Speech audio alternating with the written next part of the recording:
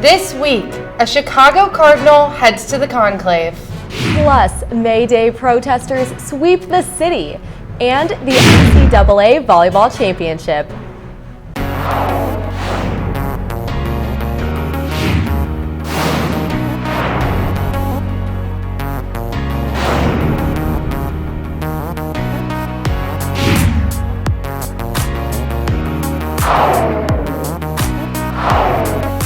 Hello, and welcome to another episode of Chicago This Week. I'm Grace Friedman. And I'm Avery Feldman. This week, a Chicago Cardinal heads to the Sistine Chapel to help elect the next pope. Our Katie LaCavara brings us this report. Pope Francis was laid to rest, but now the conclave to decide the next pope will soon begin. Cardinal Cupich of Chicago is part of that conclave, and Chicago Catholics are confident he will help select the next leader of the church. Cardinal Cupich is the best. We have no worries. He's going to put in a vote for someone who's going to be compassionate and helpful and good to the world. I personally have a whole lot of faith in our Archbishop Cardinal Blaise Cupich. There's a lot of speculation of who will be the next pope, although one name that continues to pop up in conversation is Chicago-born Cardinal Richard Francis, exciting many Catholics in Chicago. I think it's awesome. I think it'd be nice to have a local in the Catholic Church. I think it'd be amazing to get a different perspective, to look at the United States and, what we can bring to the world. From River North, Katie LaCavara, Chicago This Week. This week, Illinois honored fallen police officers who lost their lives in the line of duty. I headed to Springfield for the ceremony. I want to recognize that the families we induct today never asked to be a part of this somber club.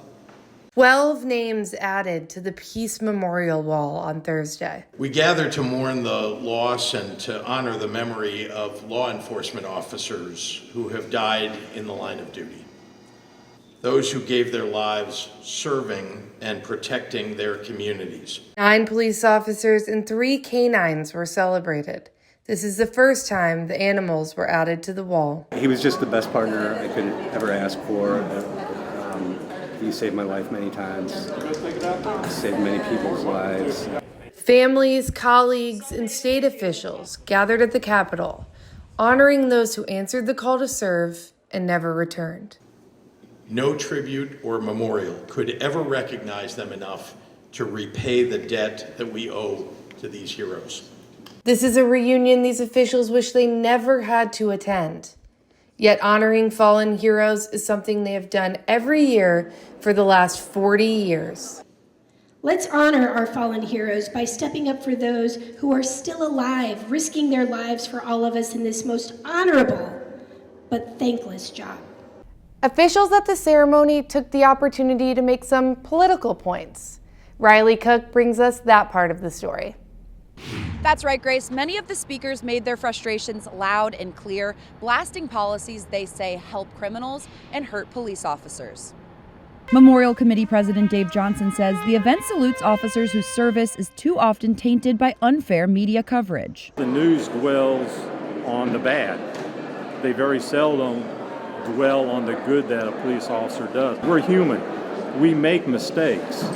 But instead of making a mistake, in today's press, it's a deliberate act. Some taking the opportunity to make political statements, arguing lenient policies cost lives. When we give more rights to the criminals than we do to our police officers, we end up with dead officers and increased crime in our communities. Chicago police officer Enrique Martinez would be with us right now and not on this button or on that memorial wall outside if the monster that murdered him was locked up instead of out committing crimes while out on an electronic monitor.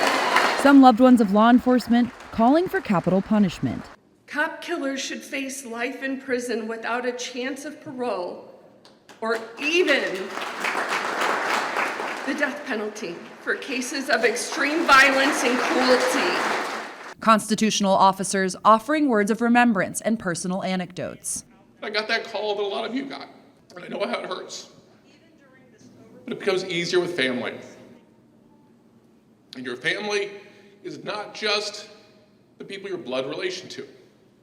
Your family is with you here today. The ceremony reminds family members and survivors they are not alone and that the state will support and guide them through grief. We are here to honor your loved ones, but also to honor you, to hold you up, and to embrace you as our own family. Reporting from Springfield, I'm Riley Cook, Chicago This Week. Thanks, Riley. Next, thousands marched across the city to celebrate a labor movement that started here in Chicago. But that's not the only reason demonstrators took to the streets. Peggy Hellman brings us this report. Thousands rallying on May Day to fight for workers' rights, a movement that started here in Chicago. Crowds started the day in Union Park before marching to Grant Park for a rally and speeches. Protesters say recent actions taken by the Trump administration make this day even more important. Democratic institutions, basic ones, our core ones, are under attack. Hundreds of May Day marches swept the nation, bringing together people impacted by the Trump administration. Here in Chicago, massive crowds shut down streets downtown, with protesters carrying signs, waving flags, and chanting. Demonstrators say they found a sense of community among their fellow protesters. Yeah, I think it's critical that people have a space to share with like-minded people. Every time I go to one of these protests, I don't have to say anything, and people shout, and they have the speakers, and they bring up everything. May Day commemorates workers' rights, but demonstrators say this year issues like immigration, education, and healthcare are also at the core of the protest. The attacks on not just workers, but citizens in general, being able to just ship people off without any due process, that affects every one of us. The May Day movement spans across several days, with more events planned throughout the city. In Grant Park, I'm Peggy Hellman, Chicago This Week. Thanks, Peggy. Amid a national resurgence of measles, Chicago health officials are pushing for public schools to offer vaccines. Our Abby Feldman headed to Chicago Public Schools to learn more. Abby, what are the experts saying? Grace, experts are saying to get your kids vaccinated and also pay attention to how your schools are combating the risk. In the middle of a nationwide measles resurgence, Chicago health officials and advocates say it's time for Chicago public schools to step up. Experts warn that when MMR, the vaccine for measles, their rates fall below 95%, the community immunity falls down. According to the Illinois State School Board of Education, in 2024, just 92.2% of Illinois kindergartners were vaccinated. And in Chicago, the numbers are even lower. Yet public schools still don't offer MMR shots on campus. Erica Carr, a school administrator and parent, says that makes access a struggle. Sometimes getting to an appointment is really difficult, so providing more resources to our families is what we aim to do. Carr, a mother of 3, knows the challenges firsthand.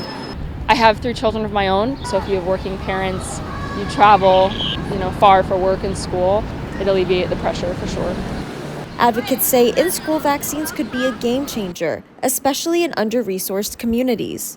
All Chicago public schools should be centers for on-site vaccinations. This is an urgent need to prevent the largest U.S. measles outbreak in 25 years coming to Chicago. The Chicago Department of Public Health says it's working with CPS to expand access, but no timeline has been announced. Parents will no longer have to miss work to take their children to CVS, Walgreens, or a clinic to get a shot. You have 30 This seconds. is public health and public schools for the public good. While the measles cases in Illinois remain rare for now, officials say it only takes one case for it to start to spread fast. And prevention for the kids starts in the classroom. From the Gold Coast, I'm Abby Feldman, Chicago This Week. Thanks, Abby. Another issue plagues Chicago: public transportation. Spotty service and budget gaps leave many wondering, what will it take to save the CTA? Our Alexia Cadota Browner brings us this report. Doors open on the right at Main. It's a great deal. I really enjoy taking the L specifically. This is an everyday commute for me. I have to take the train every day to get to my classes and stuff. So yeah, it's pretty important. Over 300 million riders a year use Chicago public transportation, including the CTA, Metra, and PACE. These vital services to Chicagoans' daily commute may be in danger. The regional system, which is CTA, Metra, and PACE, are facing a $771 million budget gap for starting in 2026. What that translates to, if we don't get funding, is a 40% cut in service. Without a funding solution by the end of the Illinois General Assembly's spring session, Chicago's transit system could face shorter service hours and cuts to train and bus lines. It's a dire need, not for a minimum of residents, for so many residents. I mean, you cannot get to work without the CTA. I cannot get to work without the CTA. And I don't have the luxury of not working. So we need the CTA to be stable and strong. The Regional Transportation Authority is advocating for $1.5 billion in additional operating funding to keep the transit systems running smoothly into 2026. The transit is at a crossroads. One alternative is a world where we see a 40% cut in service, but we really hope that the other alternative is the one that comes to play, which is one with faster, safer, cleaner, more reliable, and more affordable transit.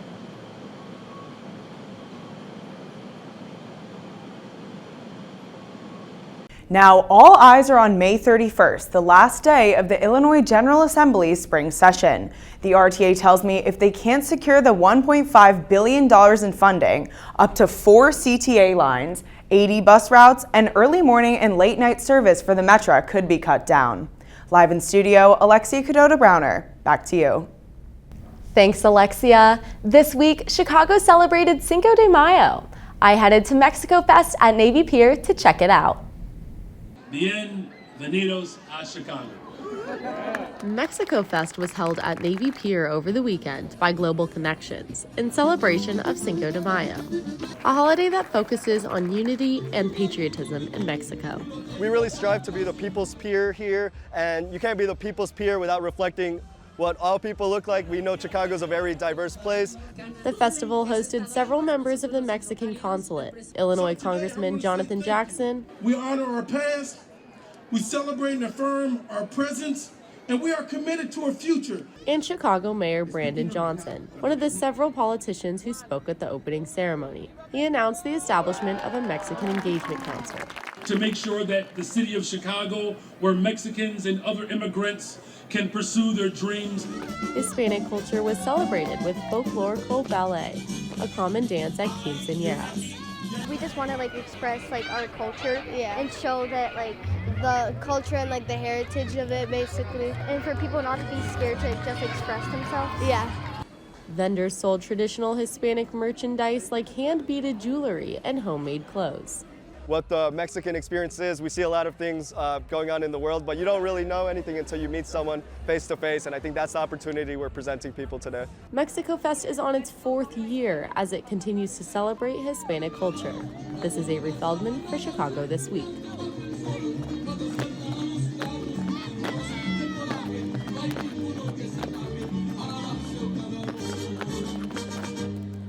Thanks, Avery. Next up, the NCAA Volleyball Championship and a star softball pitcher in Lenox.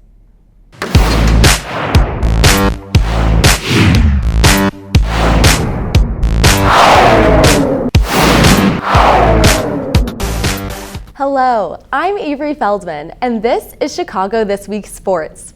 We start tonight with the NCAA Beach Volleyball Championship. Our Amanda Perkowski went all the way down to Gulf Shores, Alabama to cover the tournament. Amanda, who won? Hi Avery, the TCU Horned Frogs took home the NCAA Beach Volleyball title for the first time ever with a 3-2 win in the final matchup against the LMU Lions. The action took place on the sand in Gulf Shores, Alabama, and supporters showed up in force to cheer on their teams.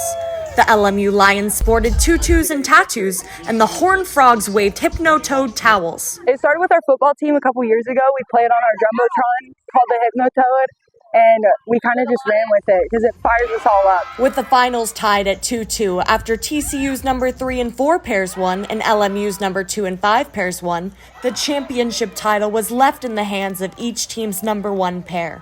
Coming down to the final tiebreaker set on court 1, we knew that Danny and Tanya had it in them, and they showed us, and it was just unbelievable. Olympians Daniela Alvarez and Tanya Moreno delivered for TCU after a hard-fought 3-set showdown, securing the final point to win the team title. It's a great opportunity to step up and be brave, be fearless, and we had opportunity when I turn my eyes and I see the score all coming to my court.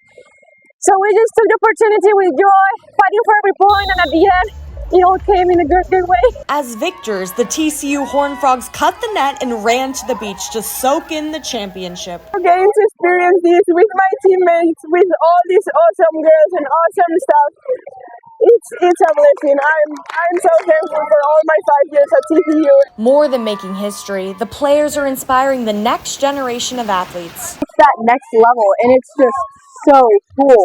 It reminds you like it's achievable and I can do it. Thanks, Amanda. Arsenal Football Club is in the Champions League semifinals for the first time in years. Jake Mazarski watched the game with Arsenal fans here in Chicago. Jake, how excited are fans? Thanks, Avery. Well, Arsenal Football Club is one of the most famous soccer teams in the world, but they're still searching for their first ever championship in the UEFA Champions League, Europe's biggest competition. And for the first time since 2009, the Gunners are only 1 game away from the finals. They are in the semifinals right now against Paris Saint-Germain. And while we are 4,000 miles away from North London and the Emirates Stadium, Chicago Gunners fans gathered in full force to watch the first leg against Paris Saint-Germain.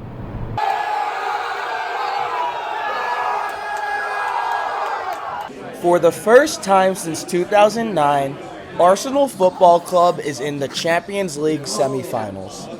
I mean, I started really paying attention back in the early 2020s, and it was rough. Seeing the team develop and finally seeing them really wanting to win has been a really great change, and I really appreciate it a lot. Yeah, it's been a roller coaster of emotions. Champions League is our only hope probably for this season. For members of the Chicago Gooners, the city's official Arsenal supporters group, it's been a long time coming. And I feel like this is the same type of core where hopefully these guys are here for a long time. They win a bunch of trophies and they become club legends. Arsenal fans gathered at the Globe Pub in Irving Park to watch the first leg against PSG. This is not only the home of Arsenal in Chicago, but this is probably one of the best pubs ever I've been. When you're in there, it's not less than the stadium. You know, it's like a small family. You know, it's beautiful. Like I cannot miss a game here. There's a reason why this pub fills up so quickly. Like I'm here like 2 hours early, and I already hear the crowd. Though nearly 4,000 miles away, fans at the Globe feel like they're in North London. You know, there's however many dozens or hundreds of people stuffed in there every midweek match or Saturday or Sunday. Obviously, it's not exactly the same, but it's definitely has some similar vibes to it. That there's a solid group of people that are, there to support the club, but also talk about it and share their experiences. The more Arsenal fans we can get in Chicago, the better. In Chicago, Jake Mazarski, Chicago This Week. Thanks, Jake. In high school sports, our Izzy Begley travels to New Lenox, Illinois to catch a glimpse of Lincoln Way Central's star softball pitcher. Izzy, what can you tell us about her? Thanks, Avery. Yes, this past weekend I sat down with Bella Dimitrievich. Now, she's one of the top prospects in the nation, and she just hit a major milestone that no other pitcher has done in Lincoln Way Central history. Take a look. There we go. At just 17 years old, Bella Dimitrievich has over 1,000 strikeouts, a first in Lincoln Way Central history. She's got the frame of a pitcher, she's got that wiry frame, she's got that long stride for a pitcher. And also what makes her extremely special is her ability to throw with velocity and have really good movement. But what's even more rare than her record-breaking arm is the way she carries herself. Show how good you are by playing the game. And play the game right, act like you belong. Yeah. Act like this is what you're supposed to do. She really doesn't like the spotlight, to be honest with you. If she could fly under the radar, she would. Bella picked up softball at the age of 8. A late start, but it didn't take long for her to stand out. I just love that I have control of the game, and I just feel like it is a lot of stress mentally sometimes, but I feel like I'm able to handle it pretty well out there. That control has earned her more than just strikeouts. In 2024, she was named Illinois Gatorade Player of the Year. It was kind of shocking, honestly. Like at first, I was like, wait, really? But it was awesome. I mean, I loved it, and I'm like so happy I got to experience that. She looks awfully serious on that mound out there, but while she's a fierce competitor out here, she's just, laughing, having a good time. 1,000 strikeouts and a future at Florida State. But Bella Dmitrievich has the next level in sight, and she's staying grounded, just like she always has. From Frankfort, Illinois, Izzy Begley, Chicago This Week. Thanks, Izzy. And more softball news, a local college team raised funds for cancer research. Blake, what can you tell us about this great fundraiser? At Flames Field this past weekend, honoring seniors indicated the final regular season series for the UIC softball team, but yellow ribbons indicated something much deeper.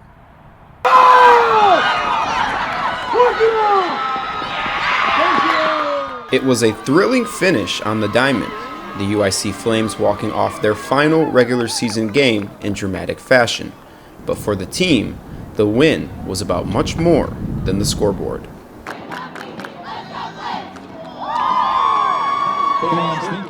The game was dedicated to the Verse Cancer Initiative, raising awareness and funds for childhood cancer research. Leading the charge, senior Alyssa McIntosh. We raise money for the Pediatric Brain Tumor Foundation, and half the money that we raise goes to cancer research. The other half of the money goes to Lurie Children's Hospital downtown in the city. The team wore special ribbons in their hair to honor those affected by pediatric cancer. For McIntosh, the cause hits close to home. Yellow ribbon is yellow's the color for pediatric cancer, so we've all kind of wear yellow ribbon. I wear it pretty much all season, but a lot of the girls brought it out for today just because it's Verse Cancer Day. And it's something that's also pretty close to my heart. I lost one of my friends when I was young. According to the American Childhood Cancer Organization, approximately 1 in 285 children in the U.S. will be diagnosed with cancer before their 20th birthday. Yeah, it's a good thing that they got a win for a good cause and brought awareness and whatnot. From University Village, I'm Blake McQuarrie, Chicago This Week. Thanks, Blake. As sports fans, we know that the love for the game is always with us, even when we can't be at the stadium. Our Simone Roberts sat down with a Cubs superfan who doesn't let the fact he can't attend the games stop him from supporting his team. Simone, what can you tell us about this Wrigleyville icon? Thanks, Avery. Yes, Ronnie Wicker's lovingly called Woo Woo is in high hopes in Evanston, and with the support from fan letters, he is still cheering on his hometown team in his own custom Cubs uniform. Take a look. At the ball games, and of course, Cubs woo, Cubs woo. At 83 years old, Cubs superfan Ronnie Wickers isn't letting lung disease keep him from a tradition his grandmother started almost 70 years ago. Robson played in the Wrigley Field 23 times. And he said the Dodgers would come in town. My grandma would take me. She wanted me to be a part of history. After witnessing history, Ronnie has cemented himself as a staple at Wrigley Field. Going to the games for years, since the 1950s and 60s, and he started this chant, this woo chant. He began to connect to the players by doing that. Fans would cheer along with him. While not able to say his famous woo-woo cheer in person, he still wears his Cubs uniform and never misses a game. In the journey, I've enjoyed it. Going to the ballpark, talking to fans, taking pictures, signing autographs. You go through life, it don't cost nothing to be nice. The fans have also not forgotten about him, many writing letters of encouragement to remind him of his kindness over the years. Ronnie, miss hanging out at Wrigley. It's not the same as it was in the 70s. Reynolds may not be back at Wrigleyville just yet with Cubs fans. He's become such a staple, he has his own bobblehead. And yes, he is at the Pearl of Evanston for right now, but he's looking forward to potentially coming back this summer and being with fans. In Evanston, Simone Roberts, Chicago This Week. Up next, free comic books and a vintage market worth a visit. Stay with us.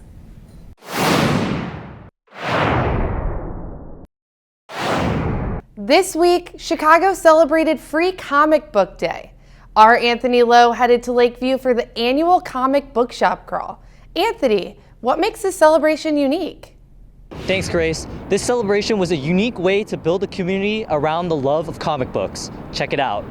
Free Comic Book Day, a yearly event every first Saturday in May, took a unique turn in Chicago this past weekend.